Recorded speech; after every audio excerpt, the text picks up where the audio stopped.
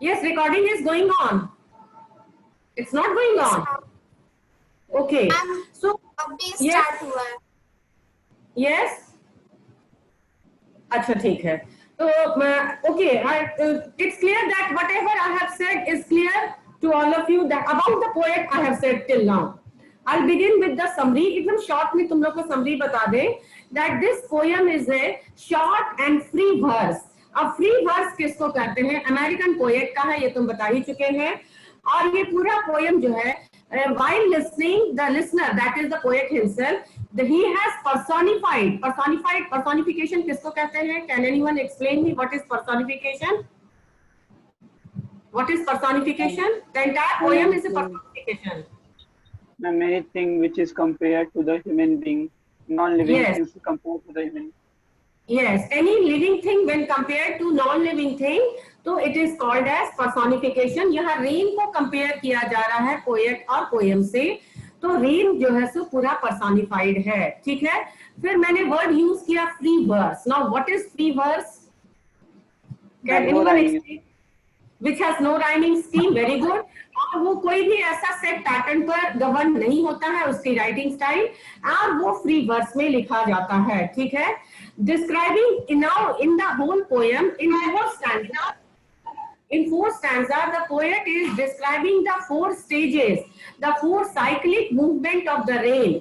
कैसे वो बिगिन होता है और वो ईच स्टेज को डिस्क्राइब करता है. तुम लोग वाटर साइकिल साइंटिफिक टर्म में इसको वाटर साइकिल कहते हैं, जिसको तुम लोग कभी साइंस में पढ़े होंगे अपने चाइल्डहुड डेज में. The poem itself pays homage to the restorative power. Restorative power माने अर्थ जब पानी देता है तो सॉरी रेन जब वाटर देता है अर्थ पर, तो उसके जितने भी लेटेंट सीड्स हैं वो जर्मिनेट होते हैं, जितने भी बैरन लैंड्स हैं वो फिर से फर्टाइल हो जाते हैं, जितने भी ड्राई लैंड्स हैं वो वेट लैंड में बदल जाते हैं. तो what is the job of the rain? The job of the rain is to bring restoration on the earth जो कि अदरवाइज ड्राई है. So in that case, the poet and the poem brings a very beautiful message to the reader that just as rain completes its cycle, does the job unnoticeably, similarly, the poem also completes its job unnoticeably, complete करता है और हम लोग को करना भी चाहिए. और इस बात का वो एक strong message देता है that rain takes its as the evaporation takes place, the rain owes to the earth. In what sense the rain owes to the earth? In the sense that rain is forming itself. वो अपने survival के लिए, अपने formation के लिए, अपने process के लिए अर्थ पर डिपेंडेंट है. कौन से अर्थ पर? वो वाटर बॉडीज पर, जहां से वो इवापोरेशन करता है, जहां से वो ड्रॉपलेट्स ऑफ वाटर को इवापोरेट करके अपनी फॉर्मेशन को, अपने आप को बनाने में प्रोसेस को लॉग इन करता है, तो फॉर्मेशन में काम आता है. तो ये जो बात है, इस प्रोसेस को रेन जो है बहुत ज्यादा अपने आप को ओ करता है कि I am so indebted to earth because I have taken these things from the earth. Now rain feels that now once it is formed, once its forms is changing as it is rising up, he feels that he should return to the earth what he has taken from the earth. और इसलिए वो soft rainfall के form में वो return कर देता है whatever he has taken from the earth in the form of rainfall. ठीक है? अब what is the strong message that we get from here? Similarly, we all are consuming water from the earth. तुम लोग सब लोग, हम लोग consume कर रहे हैं water, yes or no? Yes or no? Yes, ma'am. Right, the day we are born till the day we die, उस दिन तक हम लोग इस धरती के अंदर का ही पानी किसी फॉर्म में लेंगे, जैसे भी लेंगे वो धरती के नीचे का ही पानी है. अब तुम लोग मेट्रोपोलिस में जाओगे या कोई हायर सिटीज में जाओगे तो सिर्फ एक जगह है, वो है चेन्नई, जहां की सी वाटर को रिसाइकिल करके और फिर उसको डोमेस्टिक पर्पस में यूज किया जाता है. लेकिन वो सिर्फ पूरे कंट्री में सिर्फ एक ही जगह है, वो है चेन्नई. वो भी बहुत अच्छा से फंक्शन नहीं कर रहा है क्योंकि उसका इंस्टॉलेशन चार्ज मशीन का ही बहुत एक्सपेंसिव है और अब मशीन को रन करने के प्रोसेस में भी बहुत ज्यादा एक्सपेंडिचर का खर्च गवर्नमेंट को पड़ रही है. तो अभी तक तो rest of the country they are using the ground water. और अगर तुम लोग ज्योग्राफी पढ़े होगे तो ग्राउंड वाटर का क्या कॉन्सेप्ट है? Can anyone tell me what is the ratio of ground water and what is the situation of ground water? Can anyone tell me ground water का क्या सिचुएशन है अभी? ग्राउंड वाटर श्रिंक कर रहा है। लेयर्स ऑफ अर्थ ज्योग्राफी में पढ़े हो, layers of earth, ionosphere, stratosphere, तो उसमें कितने लेयर के बाद तुमको पानी मिलता है? जल्दी बताओ, नहीं पता है? देखो आगे का पढ़ते जाओगे, ये सब जनरल नॉलेज है, याद रखना। आने के प्रोसेस में आगे बढ़ोगे तो दो चीज तुमको बहुत मैंडेटरी रहेगा अपने लाइफ में, so that you can make your stand. उसमें एक जो है तुम्हारा सब्जेक्ट नॉलेज, जिस सब्जेक्ट को लेकर आगे परसू करोगे, और दूसरा है तुम्हारा जीके। और GK is divided into 2 parts. First part है स्टैटिक जीके और सेकंड पार्ट है current affairs.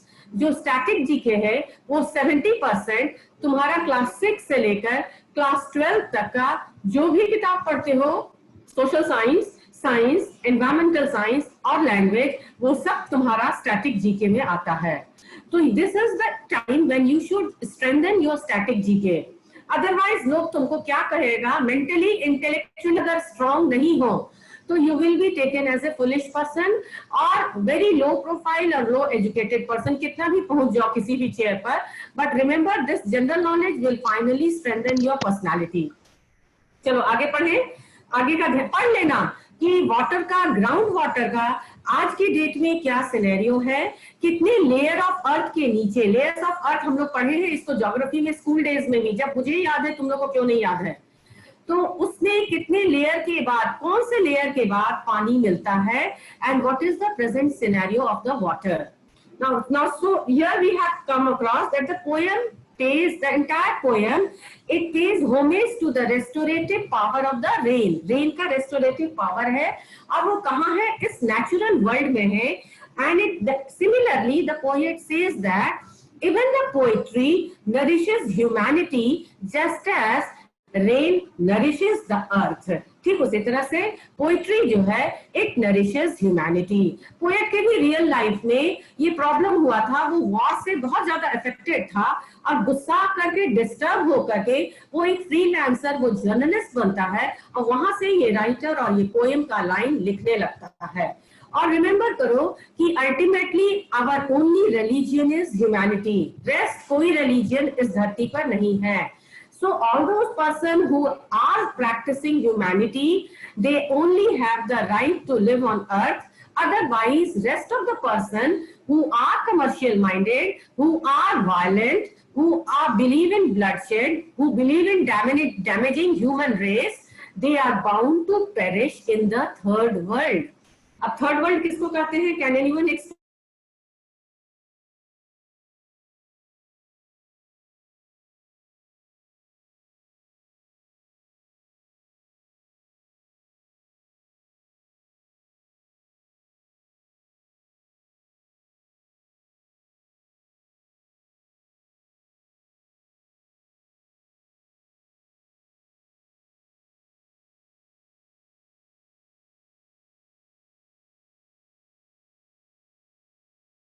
Drops are coming out very softly and shower कहते हैं rain drops को।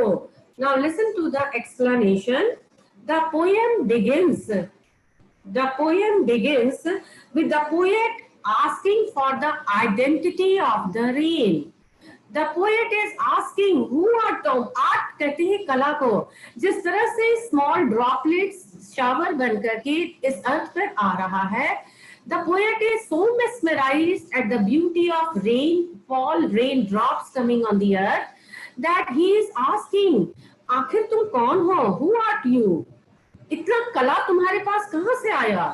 From where did you get this? So in the first line, the poet is asking the identity of the rain from whom? From the rain itself. And to the surprise of the poet, the rain unknowingly gives or replies to the poet, and this what reply he has got from the poet In the further lines, the poet is translating the answer to the reader or to the audience, what answer he got from the rain. The rain in its own voice. Can you realize how can rain have voice? But let me tell you, जितने भी writers हैं, जितने भी तुम किसी भी language में ले लो, चाहे वो उर्दू हो, वो हिंदी हो, वो इंग्लिश हो, वो फ्रेंच हो, ये एनी अदर लैंग्वेज, ये जो लैंग्वेज है ये humanity and nature and surrounding, ये सबको बहुत क्लोज ले आता है. Whoever, चाहे वो विलियम वर्ड्सवर्थ हो, विलियम वर्ड्सवर्थ को हम लोग कहते थे he was a nature lover. फिर उसके बाद तुम लोग का कीट्स आए, कीट्स को हम लोग कहते हैं he was a worshipper of beauty. वो ब्यूटी को, कोई भी चीज, सुंदर चीज को वो ट्रांसलेट कर देते थे इन अ ब्यूटीफुल वर्ड्स. तो ये जितने भी साहित्यिक जितने भी लोग हैं, ये लोग they are very close to nature, they are very close to human being. तो रेनफॉल क्या है? रेनफॉल ही it is a part of nature.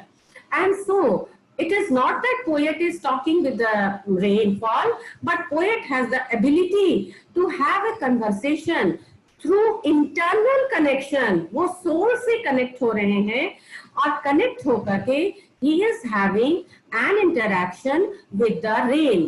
And whatever the interaction he is having, the poet is translating those interaction into his words and conveying it to the reader about it. So the rain is trying to say, what is the rain trying to say? That as a music or as a poetry gives pleasure to human being, similarly the rain also gives solace to the earth. जैसे ही एक गर्मी के बाद बारिश होती है, तो उस रेन में, रेन के रेनफॉल के आने से the earth relaxes. अर्थ को एक राहत मिलती है, एक आराम, एक सुकून मिलता है, एक शीतलता मिलती है. ठीक उसी तरह से एक पोइट्री को पढ़कर ह्यूमैनिटी को एक शीतलता मिलती है. अभी रिसेंटली हमने एक पोएम पढ़ा, ठीक है, किसी पोएट का, इंडियन पोएट का ही है. अभी रिकॉग्निशन एज ए पोएट नहीं मिला है. The poet is still on the words. उसने बहुत अच्छा एक लाइन लिखा था. I'm just forgetting, but I'll repeat that line sometime in the next class again. But meaning I will convey you, कि why do the people on this earth look the female as the only external beauty? There are females, or the females who has other beauties also to appreciate. Why can't people appreciate those aspects of beauty of other females? Why only the external appearance? Why only the gorgeousness? Why only the delicacy? Why not that she is intellectually beautiful? She is emotionally beautiful. Why not these aspects? And this line was beautifully presented by the poet, that the time has come when the outlook, when the mindset of the people should change when it comes to reading, analyzing, viewing of female.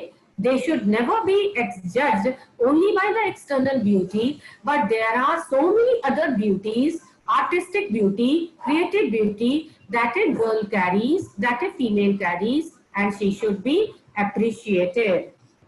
यहाँ stanza 1 clear है तुम लोग को? And who art thou, all of you?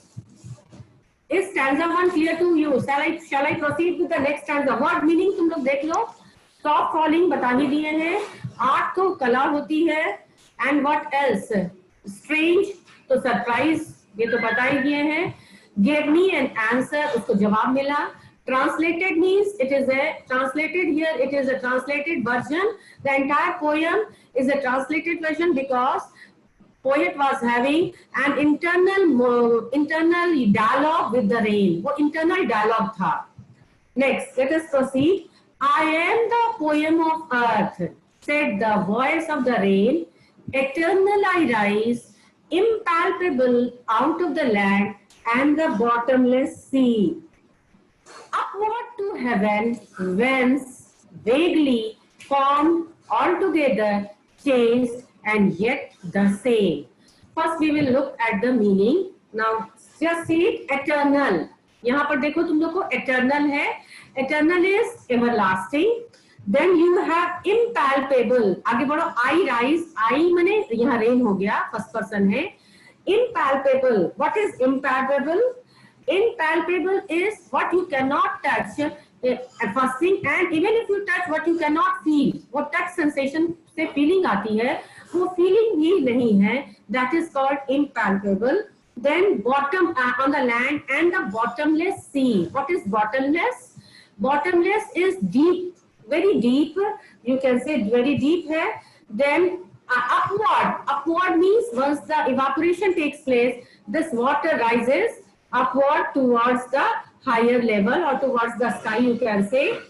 Whence means from where. Now vaguely means unclearly, altogether means jointly, changed means to convert, and yet to the core, फिर भी remains, to the core it remains the same, वही रहता है. वो drop, वो rain का, water का form change हो जाता है, बट टू द कोर वो H2O ही रहता है, वो वाटर ही रहता है, बस उसका फॉर्म सिर्फ चेंज करता है. Now come to the explanation of these lines. The poet further says that rain and rainfall is an eternal process, but it takes different forms or at different times. और जैसे ही वो rise करता है, वो different forms लेते जाता है at different time, समय भी बदलते जाता है और उसका डिफरेंट फॉर्म्स भी चेंज होता है. It rises from the land and deep sea. जब वो स्टार्ट होता है तो वो क्या करता है, वो डीप सी वाटर बॉडीज से या लैंड से वो राइज करता है इन द फॉर्म ऑफ, किस फॉर्म में, इनटैंजिबल वाटर वेपर. इम्पैल्पेबल है ना, इनटैंजिबल जिसको तुम टच नहीं कर सकते हो, intangible water vapour, and goes up to the sky. वहां से स्काई के ऊपर it moves upwards. There then it takes indistinct shape ले लेता है, उसका कोई फॉर्म नहीं होता, कोई पर्टिकुलर शेप नहीं लेता है, इन द फॉर्म ऑफ क्लाउड्स, जिसको हम लोग क्लाउड्स कहते हैं, वो हायर अप जाकर के होता है. Although it changes its form, poet further says that although the rain changes its form to its core, core means, what is core? Can anyone tell me what is core? किसी भी चीज का core किसको कहते हैं? Are you all sleeping, girls and boys? No. Now what is C-O-R-E? What is core? Core किसको important part ma'am.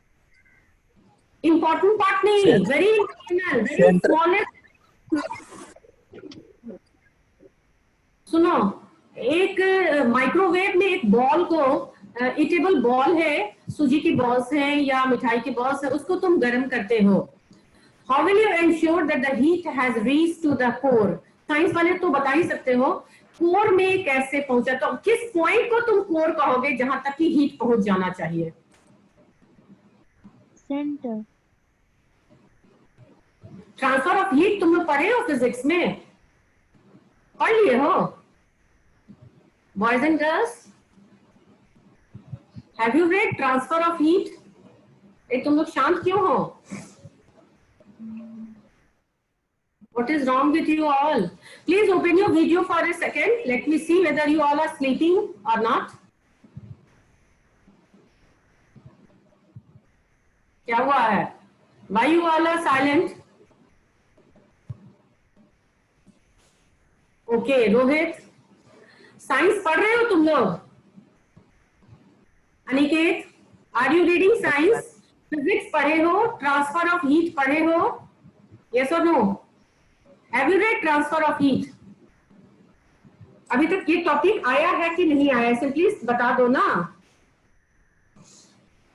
Okay, you are not ready to answer. I don't know why you are annoyed. Okay, Priyanshu, can you tell me? Very good. Nice to see you, Priyanshu. बस मुझे बता दो कि transfer of heat पढ़े हो कि नहीं. Have you read transfer of heat in physics? Yes or no? पढ़े हो? Your voice is not audible to me. Ma'am पढ़े हैं लेकिन पता नहीं है मैम, मतलब नाम सुने हैं मैम। नाम सुने हो? माय गॉड, ये तो heat is a very beautiful chapter. Physics पढ़े और हीट नहीं पढ़े, फिजिक्स पढ़े और ट्रांसफर ऑफ हीट नहीं पढ़े तो क्या पढ़े?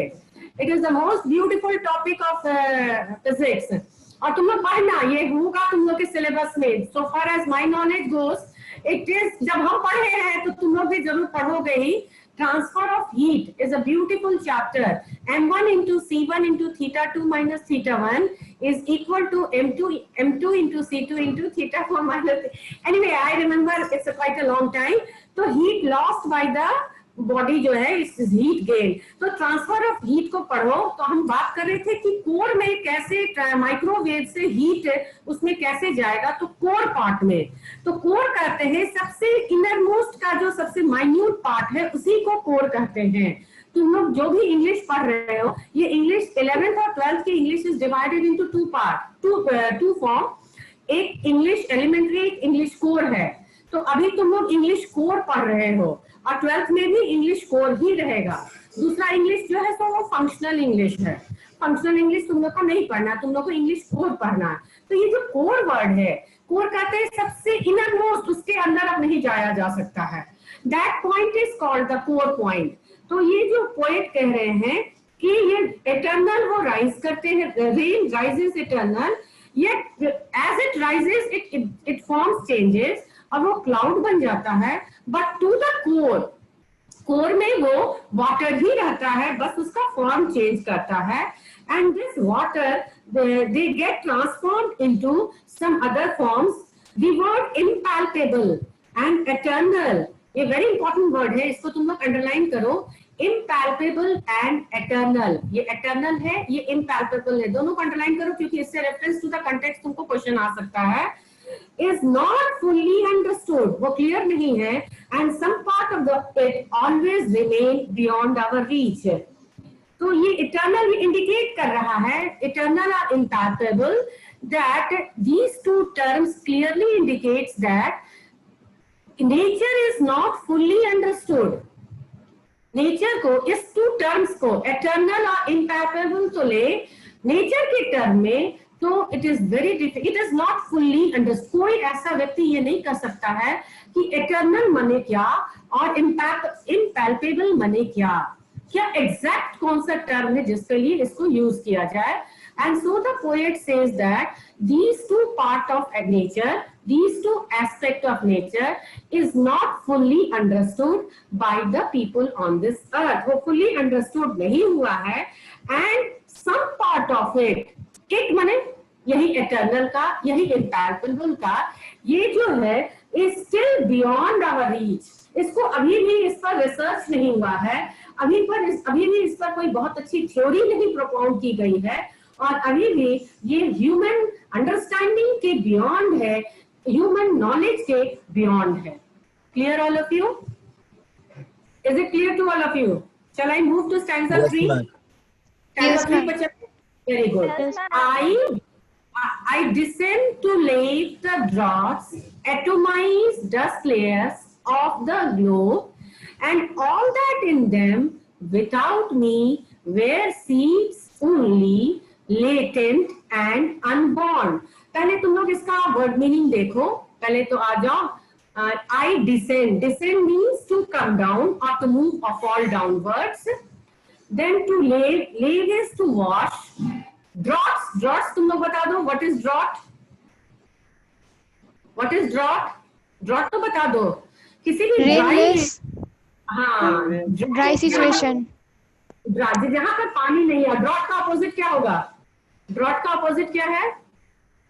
Flood. Famine. Very good Vipul, you have given a very good answer. Flood, famine तुम्हारा ये हो गया, ड्रॉट का सिनोनिम हो गया। But I am asking drought का अपोजिट क्या है? ड्रॉट का अपोजिट क्या? What? Yes, it leave droughts, atomise. What is drought? Dry spells को कहते हैं।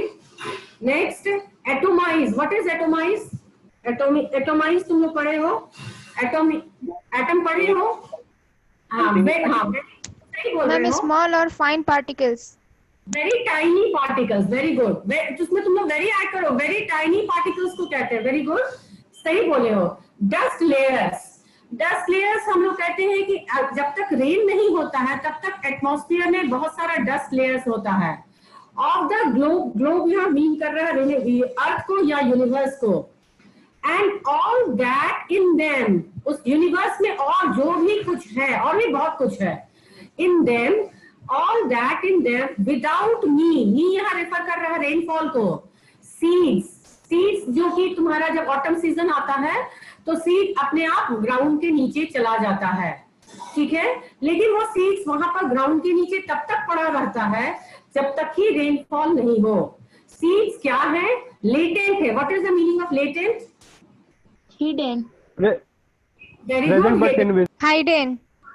यहाँ पर तुम्हारा साइंटिफिक टर्म में इनएक्टिव होगा, ऐसे हिडन भी ठीक है, लेटेंट पावर जिसको कहते हैं हिडन पावर, ऐसे यहाँ पर तुम्हारा इनएक्टिव है, वो सीड तुम्हारा इनएक्टिव अर्थ के नीचे है, पर वो इनएक्टिव है। कब तक इनएक्टिव है? जब तक कि ये रेनफॉल उस सीड्स पर आ नहीं जाए। जैसे ही रेनफॉल इस सीड्स पर आएगा तो क्या होगा, वो सीड जो है सो जर्मिनेट, सो स्वेल करेगा, पहले फूल जाएगा और फूल करके जर्मिनेट करेगा, और जैसे ही जर्मिनेट करेगा तो धीरे धीरे इसमें से एक young sapling from beneath the earth it will come out. तो यहाँ पर तुम लोग इस बात को समझो कि जब तक पानी नहीं पड़ेगा, ये जो अर्थ का जो प्रोसेस है जर्मिनेशन का एंड यंग सैपलिंग का to give birth to young sapling, ये इनकम्प्लीट रहेगा। तो अर्थ को इस पानी का, इस रेनफॉल का बहुत बहुत बहुत जरूरत है, सो दैट ये जो लाइफ फॉर्म्स है अर्थ पर हमारे, उसको हम लोग कंटिन्यू करें, ठीक है। तो अब हम लोग आगे बढ़ेंगे। हमारा लास्ट क्वेश्चन तो तुम लोग जानते ही हो, at the end of the poem, at the end of the lesson, what values, what important thing that you learn and you imbibe in your life. तो इसमें बहुत बड़ा चीज तुमको यही इसी पॉइंट पर समझ जाना चाहिए, जो आगे तुम लोग आंसर करोगे जब ये क्वेश्चन करेंगे, that when the as the rain realises कि what it has taken from the earth, it owes it back to the earth in the form of rainfall, और उस रेनफॉल के बाद वो सीड का जर्मिनेशन होता है, ठीक है। तो वो बैक आता है। ठीक उसी तरह से तुम लोग जितना भी ग्राउंड वाटर को यूज किए हो, इट इज नाउ यू को, वो तुम्हारा क्रेडिट हो गया है, अब वो तुम्हारा कर्ज है। अब उस कर्ज को, उस पूरे वाटर को जितने भी तुमने कंज्यूम किए हो या करोगे, वो सबको रिटर्न करो। अब वो तुम कैसे रिटर्न करोगे? बाय द प्रोसेस ऑफ, तुम लोग रेन वाटर हार्वेस्टिंग, ये सब तो तुम लोग ज्योग्राफी में पढ़े ही होगे। यहाँ जहां जहां ड्रॉट हो रहा है वो बैलेंस करना through setting of different pipelines and rain water harvesting process. Clear है? तो यहाँ पर अब हम लोग आते हैं इसके एक्सप्लेनेशन पर। I descend to lay the drops. So it says that the rain drop जो है, it poured down from above, ऊपर से pour down करता from above and wash away drops and dust layers. सारे drops को जहां जहां सूखा है वहां पर वो गीले कर देता है, वेट रीजन बना देता है, और जितने भी डस्ट लेयर्स है एटमॉस्फेयर में वो सब को सेटल डाउन करा देता है, एनवेलपिंग द अर्थ, पूरे अर्थ को एनवेलप कर देता है, कवर अप कर देता है। यहाँ पर एक वर्ड बहुत अच्छा आया है, तुम लोग पढ़ो, डस्ट लेयर्स। ये जो डस्ट लेयर्स है, इसका तुमको थोड़ा सा बियॉन्ड द टेक्स्ट एक्सप्लेनेशन करते हैं, एक्सप्लेनेशन तुम लोग को करते हैं। One day, don't worry about the things that is happening around you. You go on doing your work, be positive. One day, dust layers will settle down. तो ये जितने भी डस्ट लेयर्स, इसको फिगरेटिव लैंग्वेज कहते हैं। इस तरह के यूसेज को हम लोग फिगरेटिव लैंग्वेज कहते हैं। और अपने आंसर्स में जितना फिगरेटिव लैंग्वेज लिखोगे उतना तुम्हारा आंसर ब्यूटीफुल होता जाएगा। तो ये दिस इज, यहाँ से तुम लोग सीख सकते हो, यहाँ से ले जा सकते हो। जैसे रेन ड्रॉप ही डस्ट लेयर्स को सेटल डाउन करता है, ठीक उसी तरह तुम्हारे लाइफ में जो आंधी तूफान आते हैं, जो डस्ट आते हैं, उसको टाइम जो है वो फाइनली सेटल डाउन कर देता है, इस डस्ट लेयर्स को और वो सारे आंधी तूफान को। तो कहते हैं हम लोग time is the best medicine. Now coming back to the explanation, dust layers of the globe, globe यहाँ हो गया, universe को. So what is the poet trying to say? The poet is trying to say that rainfall satisfies the thirst of the dry earth. Rainfall क्या करता है? It satisfies the thirst of the dry earth and heals everything. जहां जहां सूखे के चलते एक quench हो रहा है या लोग रक्षमाम ताहिमाम लोग घबराए हुए हैं, परेशान हैं, तो रेनफॉल आकर उन सबों को सेटिस्फाई करता है, उन सबों की प्रॉब्लम को यानी कि फार्मर्स के प्रॉब्लम को सेटिस्फाई करता है और गर्मी की वजह से जितने लोग परेशान होते हैं उनको एक हीलिंग इफेक्ट देता है by soothing all of them. एक हीलिंग पावर है और ये करता क्या है? एंड ये डिग्रेड करता है जितने भी वैसे चीज जो लाइफलेस हो रहे थे उनको फुल ऑफ लाइफ कर देता है bye coming on the earth. Look at the power of the earth. Now rain is doing all things very silently. It does not attract your attention. हम लोग कहते हैं अरे बाप रे कितनी बारिश हो रही है, my God, look at the humidity. But if you all say this and if you either bless the rain or if you curse the rain, I would say that it is all the wrong statement that you are giving. You feel rainy, you feel humid, you feel hot, you feel dry only because of the apparels or the dress or the poor choice or the wrong choice of dress that you are wearing. If you wear the right choice of dress according to the climate, you will enjoy the climatic change that is surrounding you. Clear all of you? Is it clear? Yes, ma'am.